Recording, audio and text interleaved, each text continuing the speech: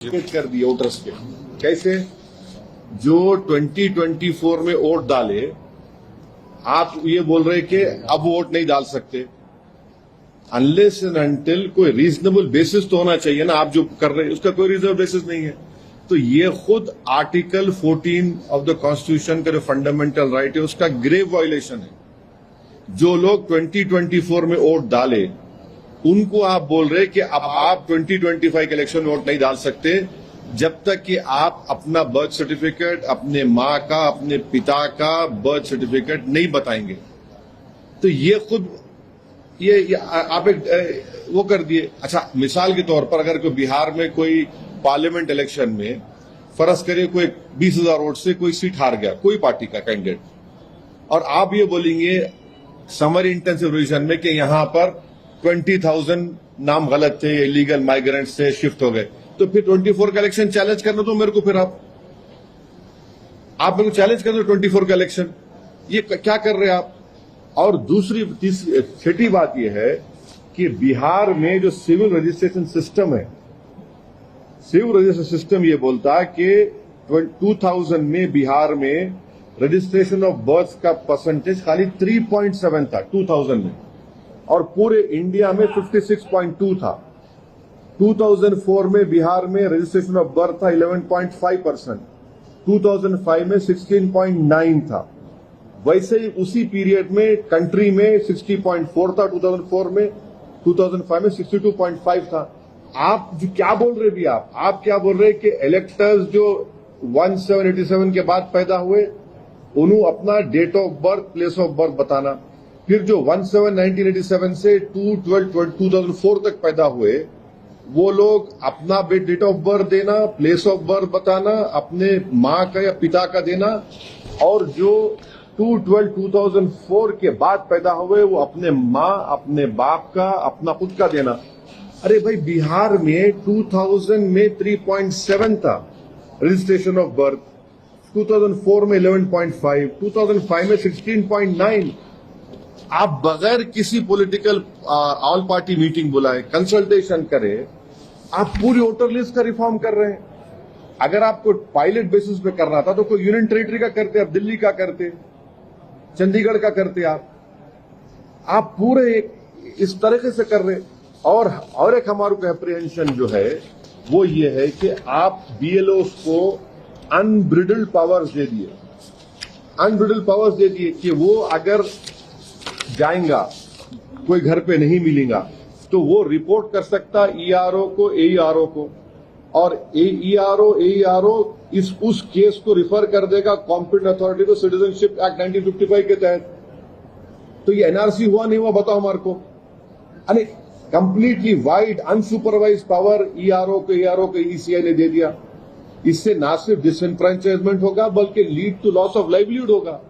और हम ईसीआई को फिर से रिक्वेस्ट कर रहे हैं कि आप एक ऑल पार्टी मीटिंग बुलाइए और बताइए हमको कि आपने ये डेट्स क्यों चूज किया, ये जो डेट्स आपने दिए, और फिर differentiating documentary requirement between voters on basis of age and date of birth, ये क्यों? अगर कोई एड्रेस अपना शिफ्ट कर लिया, ये आप एडिशनल डॉक्यूमेंट क्यों पूछ रहे हैं? एड्रेस चेंज हो गया तो आप कैसे पूछ रहे हैं मेरे सब चीजें, आप क्यों पूछ रहे हैं मेरे से आप ये? और लास्टली हम इलेक्शन कमीशन ऑफ इंडिया को ये बताना चाह रहे कि सुप्रीम कोर्ट का जजमेंट है जो इलेक्शन कमीशन ऑफ इंडिया को फॉलो करना पड़ता है। आप सुप्रीम कोर्ट से बड़े नहीं हैं। लाल बाबू हुसैन केस में जो सुप्रीम कोर्ट ने जो गाइडलाइंस दिए, जो आपको बताया, उसको भी आप वॉयलेट कर रहे हैं। तो ऑल इन ऑल ये एक्सरसाइज डिसएनफ्रेंचाइजमेंट को लीड करेगा। और आप सब लोग जानते हैं कि बिहार के नौजवान पलायन करते, कोई हैदराबाद के होटल में काम कर रहा है, कोई मुंबई के, कोई दिल्ली होटल में काम कर रहा, कोई पंजाब के खेतों में काम कर रहा है। और सीमांचल का एरिया, स्पेसिफिक एग्जांपल दे रहा हूं, अब आप थोड़े दिन के बाद देखेंगे 1.5-2 महीने वो तकरीबन एरिया सीमांचल कट ऑफ रहता, हजारों एकड़ जमीन पानी फ्लड से कट जाती, गांव कट जाते, घर बह जाते। कैसे होगा बताइए? और ईसीआई के पास क्या डेटा है भाई लीगल माइग्रेंट्स का? शेयर करिए हमारे को आप। हम भी चाह रहे हैं कि इलेक्टोरल साफ होना, मगर ये जल्दबाजी में फैसला लिया गया है। हम ईसीआई को रिक्वेस्ट कर रहे हैं कि आप ऑल पार्टी मीटिंग बुलाइए और पायलट बेसिस पे कर रहे हैं तो किसी और जगह पे करिए आप। अगर कल बिहार में कई लोगों के नाम नहीं आएंगे, जो नहीं आ सकते, पूरी गारंटी दे रहा हूं मैं आप, नहीं आएंगे कई लोगों के, तो क्या करेंगे फिर आप? तो पिछले असेंबली इलेक्शन का चुनाव जो है, जो एनडीए जीती वो सिर्फ चंद हजार वोटों से जीती वो। तो ये बिहार की जनता को वोट डालने का पूरा इख्तियार मिलना चाहिए, उनका राइट है। हाँ, अगर कोई चीज गलत है तो सही करिए, मगर ऐसा तो नहीं करेंगे ना आप। बिल्कुल आप आर्बिट्री तरीके से कर रहे हैं इलेक्शन कमीशन ऑफ इंडिया। तो आप इलेक्शन कमीशन ऑफ इंडिया को चैलेंज कर रहे हैं? चैलेंज देखिए, चैलेंज नहीं, हम उनको बता रहे हैं, चैलेंज का सवाल नहीं, वोटर का नाम नहीं आएगा। आप मेरे को बताइए कि मैं जितनी बातें आपसे कहा हूं उसमें गलत क्या है। जब बिहार में 2000 में सिर्फ 3.7 रजिस्ट्रेशन ऑफ बर्थ हो रहा है, 2004 में 11.5, 2005 में 16.9, 2000 में कंट्री में 56.2 रजिस्ट्रेशन था, बिहार में 3.7, 2004 में बिहार में 11.5, कंट्री में था 60.4, 2005 में 16.9 था, बिहार में, कंट्री में था 62.5। अरे वह रजिस्ट्रेशन ही नहीं हो रहा ना भाई, कैसा करेंगे आप कैसा किस अच्छा ये आप ये जो डेट्स अराइव करे 1/7/1987, 1/7/87 to 2/12/2004, 2/12/2004, ये किस बुनियाद पर अराइव करे आप? क्या आप शेयर करो हमारे को, क्या रैशनल है इसका बताइए हमारे को आप। भाई आपको पूछ सकते हैं ना, हम क्यों नहीं पूछ सकते? और ऑल पार्टी मीटिंग क्यों नहीं बुला रहे आप? और 2024 के पार्लियामेंट इलेक्शन में जो लोग वोट डाले, अब वोट नहीं डाल सकेंगे वो लोग, वो कैसा होगा बताइए आप समरी रिवीजन करके भी ये तमाम चीजों को सही कर सकते थे आप। यही हम इलेक्शन कमीशन ऑफ इंडिया से रिक्वेस्ट कर रहे हैं। सर, आपने लेटर लिखा है इलेक्शन कमीशन को, क्या कोई जवाब आया? अभी तक तो कोई जवाब नहीं आया ईसीआई की तरफ से। अभी 2003 का जो डेटा है, आपने तो कहा कि ईसीआई के वो इसमें इन्वॉल्व करने की बात नहीं, इलेक्शन कमीशन ऑफ इंडिया ये बोल दिया कि 2003 के वोटर लिस्ट में 4,94,00,000 लोगों के नाम आते हैं, वो आप इंक्लूड हो जाएंगे। मगर 2024 के पार्लियामेंट इलेक्शन में ईसीआई का डेटा ये बोल रहा है कि 7,72,59,579 इलेक्टर्स थे। तो 4.94 आगे तो नियरली 2,75,00,000 वोटर के नाम नहीं आए ना अभी। उनको आप उनको आप बोले बर्थ सर्टिफिकेट लाओ, कहां से लाएंगे जब 2024 में इलेक्शन वोट डालने क्यों दिया आप उनको? आप ये बोल दो कि 2024 के इलेक्शन गलत था, बोलो फिर आप। अगर मिसाल के तौर पर कॉन्स्टिट्यूंसी में कोई कैंडिडेट पार्लियामेंट के इलेक्शन में 15,000 या 20,000 वोट से हार गया और वही 15-20,000 वोट अभी आप निकाल रहे, तो फिर इलेक्शन चैलेंज करना पड़ेगा ना मेरे को। फिर आप वो भी नहीं करने दे रहे, आप ऑल पार्टी मीटिंग नहीं बुला रहे। आप बोलते इलेक्शन टाइम पे बोलते नहीं हम लोग सुपीरियर बॉडी है अंडर आर्टिकल 329। अब तो आप सुपीरियर बॉडी नहीं है, अब तो इलेक्शन नहीं है, अब तो सब एक पेज पे है। क्योंकि आप बोल रहे कि बिहार के बाद तमिलनाडु और वेस्ट बंगाल भी करेंगे, तो आप पहले ऑल पार्टी मीटिंग बुलाइए, सबसे राय लीजिए, पूछिए। और ये एक बात सुनिए, इतना बड़ा एक्सरसाइज कैसे एक महीने में मुकम्मल होगा? एक महीने में कैसे मुकम्मल करेंगे आप?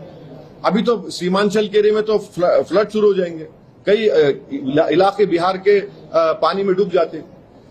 आपको क्या लग रहा है सर, क्यों हम वही जानना चाह रहे, इतना जल्दबाजी की क्या जरूरत थी? आपने देखिए, आपको मैं बता रहा हूं, इलेक्शन कमीशन ने जनवरी 2025 तक यही कहा था, यही सोच रहे थे कि यही समरी रिवीजन के ऊपर इलेक्शन होगा, राइट? अचानक आपने ये फैसला लिया। अच्छा, डेट्स में आपको बोलो, स्पेसिफिक डेट्स आप देख लीजिए।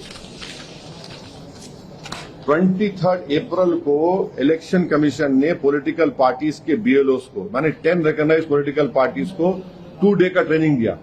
कब दिया? 23 अप्रैल 2025। आप बोले एक एसआईआर होगा। फिर आपने 26 मई 2025 को इलेक्शन कमीशन ने क्लेम किया कि वो बीएलओस ईआरओस की 4 स्टेट की ट्रेनिंग देंगे, जिसमें बिहार नहीं शामिल था।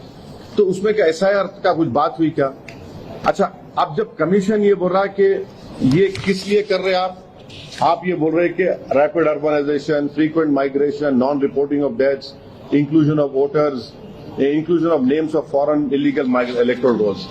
हमारा आपसे पूछना ये है कि ये आप जब मीटिंग करे थे ये सब चीजों का ट्रेनिंग सेशन में, तो एसएसआर में क्या निकला आपको? तो निकला क्या? Did you find all this large scale informative in the SSR? ये तो और फिर सुप्रीम कोर्ट का जो जजमेंट है लाल बाबू हुसैन का, उसमें सुप्रीम कोर्ट ने 1, 2, 3 चीजों का हवाला दिया, आप उसको भी फॉलो नहीं कर रहे। तो हमारा अप्रीहेंशन ये है कि कई वोटर्स के नाम नहीं आएंगे वोटर लिस्ट में। किन वोटर्स? एक महीने में कैसा होगा भाई? सुनिए, एक महीने में आप टाइम टेबल दे दीजिए, इसे विद इन 1 मंथ ये हो जाना। इन्यूमिनेटर्स फॉर्म लाके, बीएलओ लाके ईआरओ को दे देना, फिर 1 महीने के बाद ड्राफ्ट लिस्ट आएंगी, ऑब्जेक्शन करो, फाइनल लिस्ट। 1 महीने में कैसा होगा ये? लास्ट टाइम जब एसआईआर हुआ था बिहार में, जब 1 साल था लोकसभा इलेक्शन को, 2 साल थे स्टेट असेंबली इलेक्शन को, कैसा करेंगे आप ये? ह्यूमनली इम्पॉसिबल है। 1 ईयर, अच्छा जल्दी में कर देंगे, कई लोगों के नाम नहीं आएंगे। और फिर बीएलओ को आप पावर दे दिए, अगर उन्होंने 2-3 मरतबा घर पे गए, वोटर नहीं मिला, तो फौरन आप जो है उसको ईआरओ कैन रेफर, उसको रेफर कर देंगे, ये सस्पेक्टेड फॉरेन नेशनल है अंडर सिटीजनशिप एक्ट 1955। 2024 अगर मैं वोट डाला तो किस बुनियाद पर डालने दी मेरे को? आप किस बुनियाद पर डालने दिए बताओ ना मेरे को। आज आप बोल रहे कि नहीं 4.96, जबकि आप खुद बोल रहे कि 7,72,59,517 वोटर्स थे बिहार की वोटर लिस्ट में, डेटा में। तो आपको अभी 2.75 कहां से लाएंगे वो लोग? आपका रजिस्ट्रेशन ऑफ बर्थ सर्टिफिकेट एबिसमली लो है पूरे इंडिया में। ये डेट्स कैसे अराइव करें आप? ये जो आप जो डेट्स बोल रहे हैं ना कि जो इस साल पैदा हुए, बोला जो 1/7/1987 के पहले पैदा हुए, जो 1/7/87 और 2/12/24 के दरमियान में पैदा हुए, ये जो 2/12/2004 के बाद पैदा, ये डेट्स का क्या रैशनल है भाई? क्या रैशनल है बताइए हमको। तो बेहतर ये, इसे हम फिर से रिक्वेस्ट करें, ऑल पार्टी मीटिंग बुलाइए। सर आपके पास सारे स्टैटिस्टिक्स है, सबसे ज्यादा असर किस बिहार में, किस जनता? अरे सब जगह पढ़ेगा भाई, सबको पढ़ने वाला है, सबको पढ़ने वाला है।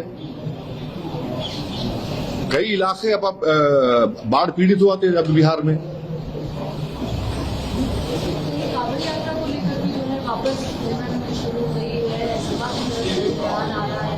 देखिए, ये जो है ना मुजफ्फरनगर बाईपास के पास बागों वाली और एक सरवट और बजीरी, ये 3 गांव है। यहाँ पर कई होटला है और बरसों से है।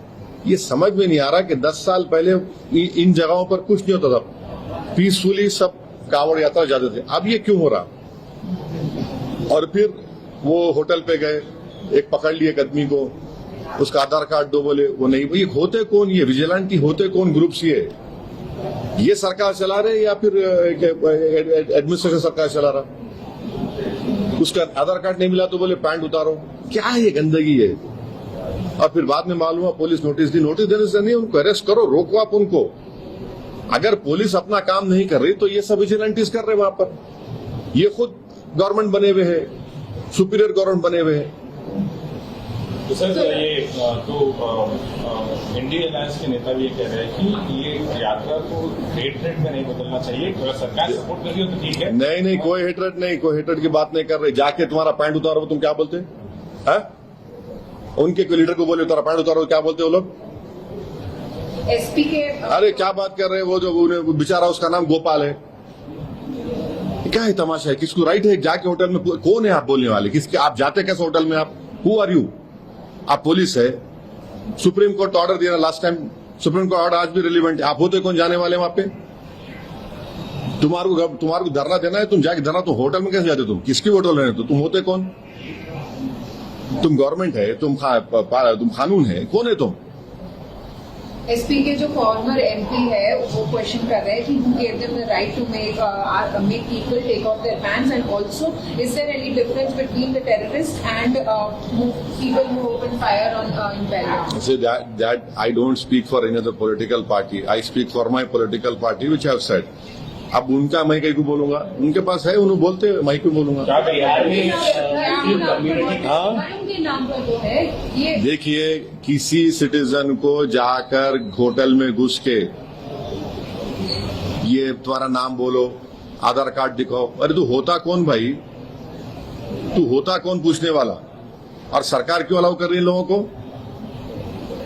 कल के दिन अगर कोई टीवी चैनल में चल जाएगा, एंकर को पूछेंगे आपके जितने बड़े एंकर है तेरा नाम क्या है बोल, उन्हें बोलेगा तूने बस में 9 बजे देखता नहीं मालूम नाम बोल, नहीं तेरा नाम ये नहीं है, पैंट उतार कपड़ा उतार, क्या है ये, कहाँ रुकेंगे ये? आज होटल पे शुरू हुआ, कल आपके टीवी स्टूडियो में आ जाएगा, तैयार रहो आप लोग। आप क्या डिमांड करते हैं? अरे हमारा एक ही डिमांड है कि रूल ऑफ लॉ को फॉलो करिए, कोई भी कानून अपने हाथ में नहीं ले सकता। आपको शिकायत है पुलिस में कंप्लेन करिए, आप जाकर होटलों के सामने क्यों तमाशा कर रहे हैं? होटलों में क्यों जा रहे हैं आप कौन होते कौन? मैं आपको बार बार बोल रहा हूँ, ये बागोवाली, सरवट, बजीरी, ये जो मुजफ्फरनगर बाईपास पे है 10 साल पहले सुकून से पूरा, आप क्यों हो रहा है गड़बड़िया? बराबर कांवड़ यात्रा जाती थी, जाती रहेंगी, मगर ये लोग कौन है भाई? सर आरजेडी तेजस्वी यादव ने मुस्लिम कम्युनिटी को बुलाया, बोला कि डाइवर्सिटी की मिसाल है, मुसलमानों का रिप्रेजेंटेशन बराबर दिया जाएगा, एक्सेट्रा एक्सेट्रा। आप कई बार बोले हैं कि डिस्क्रिमिनेशन। एक बात सुनिए, गुलामी में और हिस्सेदारी में फर्क होता। हम हिस्सेदारी की बात कर रहे हैं, गुलामी की बात ये लोग करना छोड़ना। हम बड़े तुम्हारे पीछे चलो, ये नहीं होने वाला है।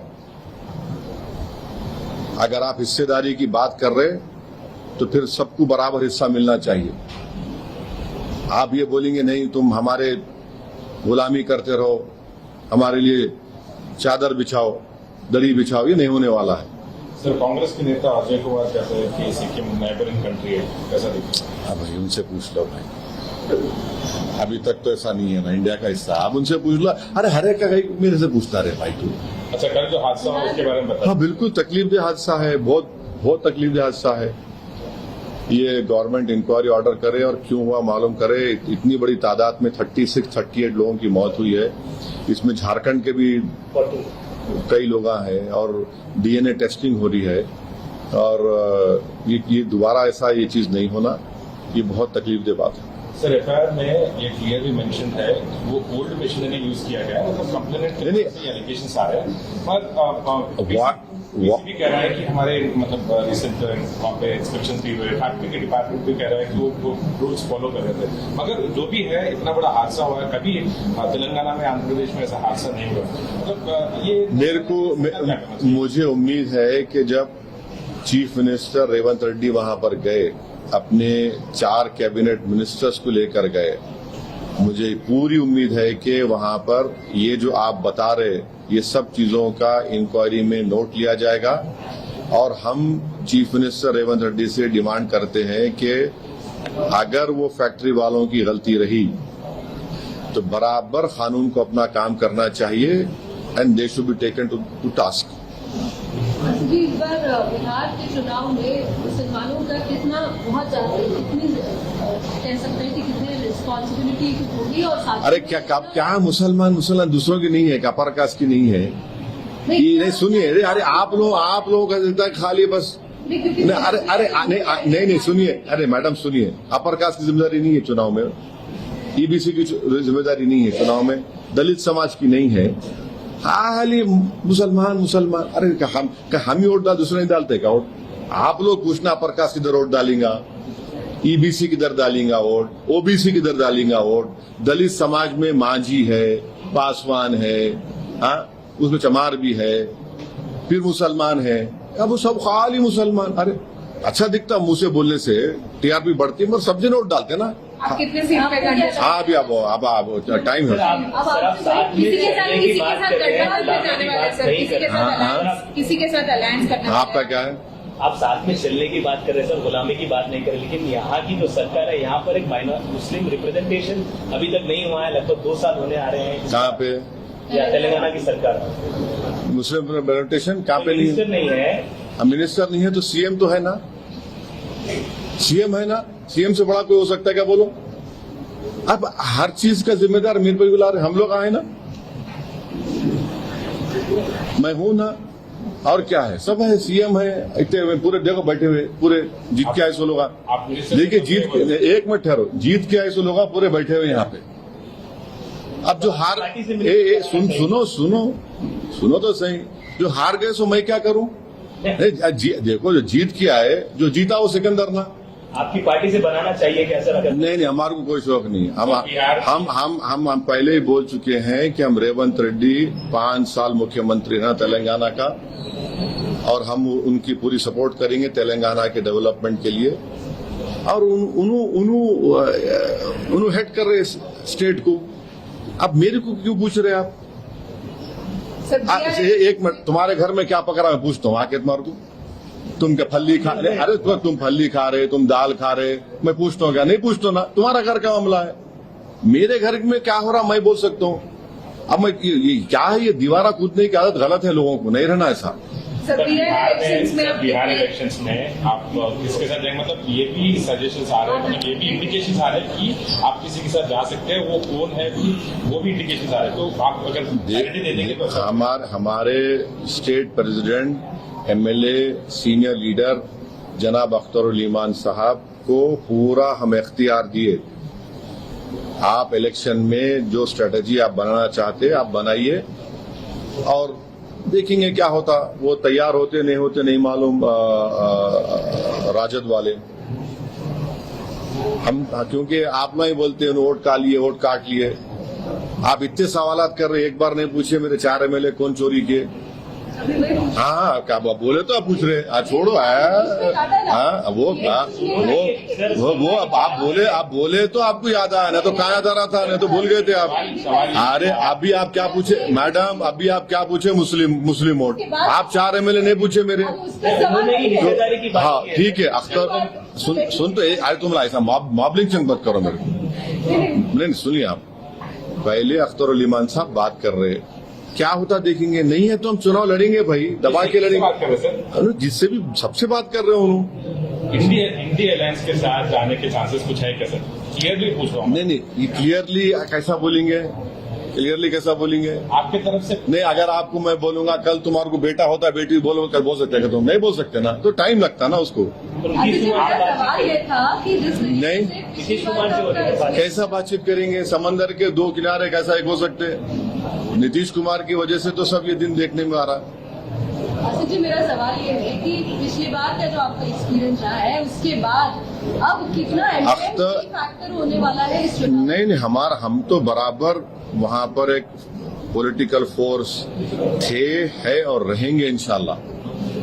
और हमारी पूरी कोशिश जारी है, पूरा हम लोग मेहनत कर रहे हैं और भी मेहनत करेंगे, चुनाव से पहले भी, चुनाव के दौरान भी। कितने सीट पे अभी तो टाइम है ना, टाइम है, कैसे बोलेंगे? ईसीआई को लेटर लिख दिया ना सर? हाँ, लेटर लिखे, वोटर कैसे लिखे? वीसीआई को बोलूंगा मैं कितने? पार्टी को अरे हाँ, तो बोलेंगे, टाइम आया तो बोलेंगे। आप अप्रोप्रिएट टाइम पे आप तमाम को इत्तला करेंगे इंशाल्लाह। Okay, thank you. चलिए।